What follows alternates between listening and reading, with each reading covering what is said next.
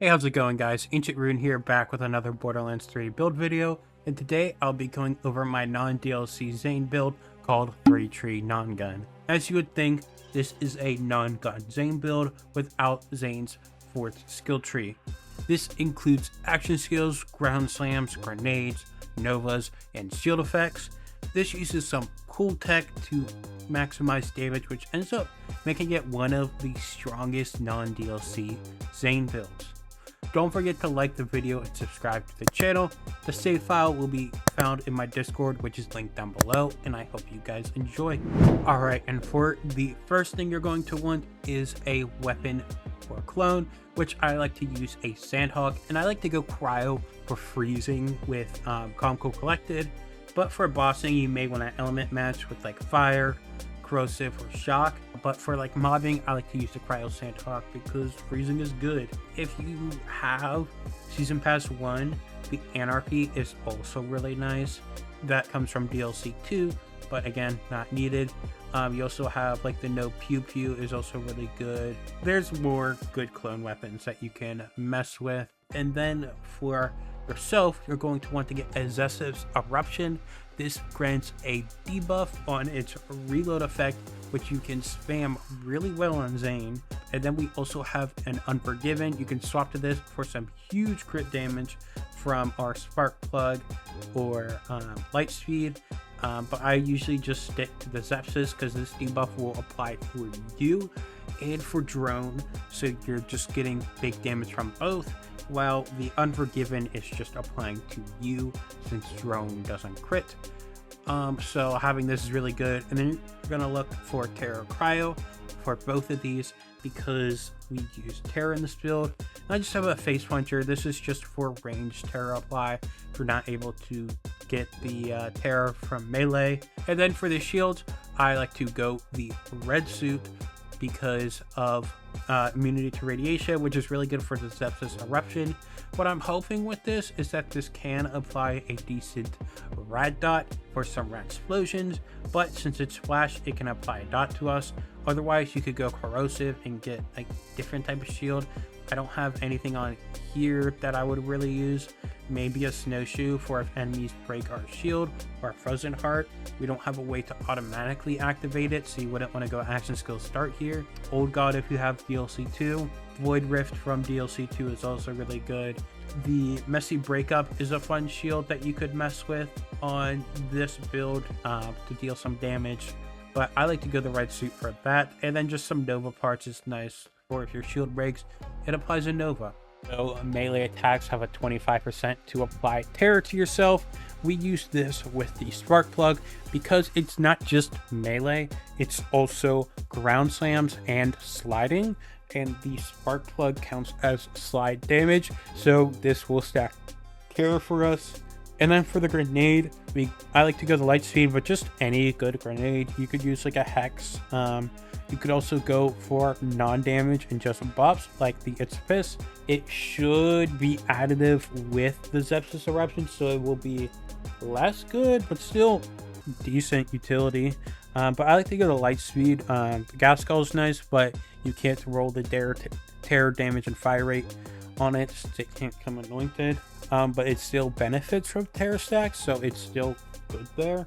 And then for the class mod, you're going to want to go the Executor.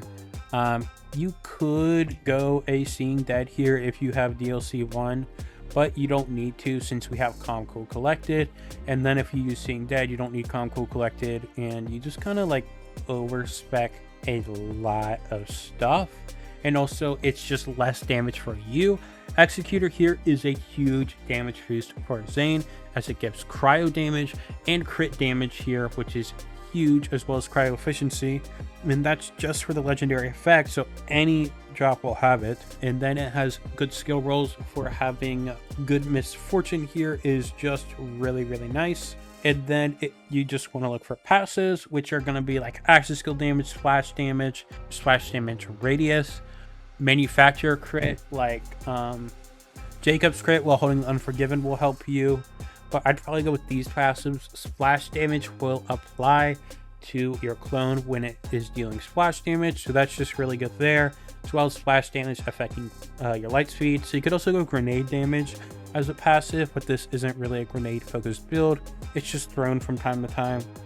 Actually, skill damage is probably the biggest thing you're going to look for in an executor, so it'll apply to clone and drone. And then I guess flash damage also is the same, but action skill damage you can only get in the class mod. And then splash radius is really good for rad explosions, just any splash damage we're dealing. Hollow point, all really good.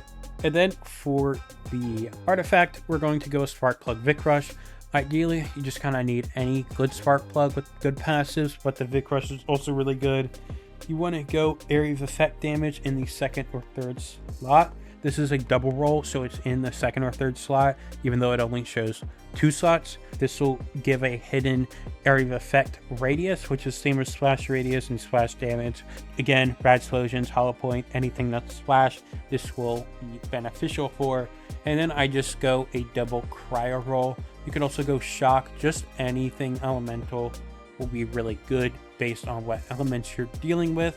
You could go action skill cooldown, but it's not really needed since we have CCC, but it wouldn't be harmful. Movement speed for survivability is nice, but that's really it there. And then for the skill tree, we'll start in red tree since this is a big part. We just go a lot of things that help drone or clone and ourselves. Immuneness for clones max size, borrowed time for both our action skills to be extended. Duct tape mod for splash immunity.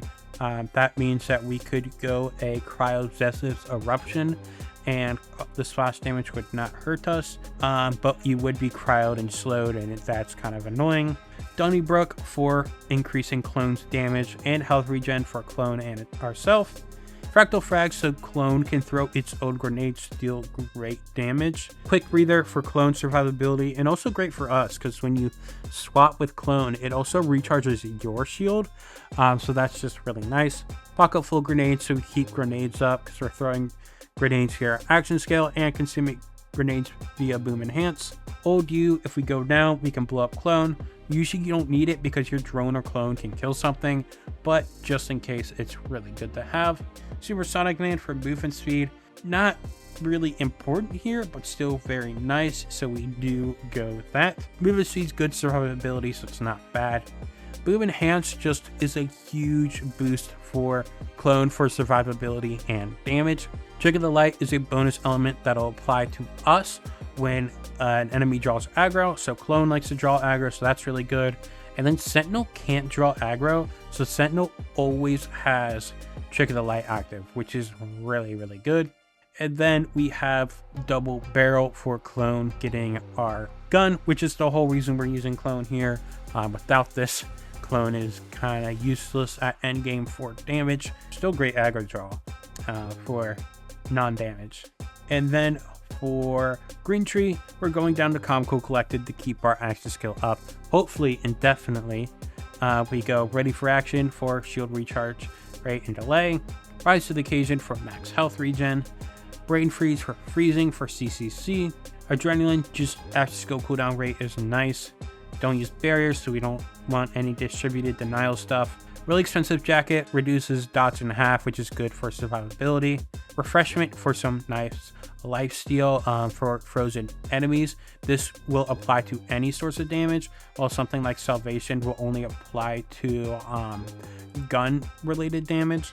So having that's really nice. And then in blue tree, we go Violent Momentum, just because if we want to use a gun for Fight for Your Life, which we don't, you can use that.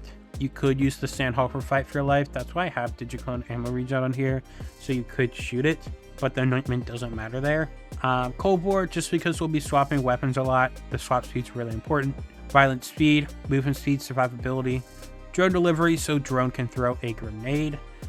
Salvation, so when clone shoots enemies, or when we deal any sorts of gun damage. I believe Zep's Eruption counts as a gun, so it procs Salvation as well. Just 3 points, just because nothing else really helps. Seeing red for activating kill skill and kill skill bonus. We don't have any points in Violent Violence, just from class mod. And then we put 2 points in Good Misfortune here. The other 3 are from the class mod. Then Then we don't go Deathfall as close because kill steals don't matter too much besides like some clone stuff, and it's much better to get Comical collected here. So that's why we don't go the capstone. And in this build, we don't go Mayhem 10. You could go on Mayhem 10, but I stay on Mayhem 11. You go like the usual Speed Demon, the Hearts, Drone Ranger, and then Post-Mortem. Don't need to here. You deal plenty of damage, and your damage isn't based on guns, so none of that really matters. Alright, and for the skills, of course, Digiclone. I like to go Shred and Feud just to help restore shield for CCC, but Which One's Real is still really nice for aggro draw to take off of us. It doesn't really matter too much, so I like to go Shred and Feud, but it's still nice. And then Doppelbanger just for blowing up clone if you need to replace him somewhere else. And then for Sentinel, there's a couple things you could do. I like to go Winter's Drone for the cryo boost, since we have a bunch of cryo damage from Executor and the cryo damage. We do have a little bit weaker cryo damage since we aren't going Deathfall as close, but it's not too important there. So I just go with that. And then Boomstay is like the must-have skill for damage, since it just deals splash damage a bunch with high damage. You could go Static Field instead of Winter's Drone for restoring shield, which is really nice. It only works against shield bars. And then Bad Dose would just be nice for the movement speed. And then I guess debuffing enemies, but that's not really needed too much. So that's why I just go Winter's Drone and Boomstay.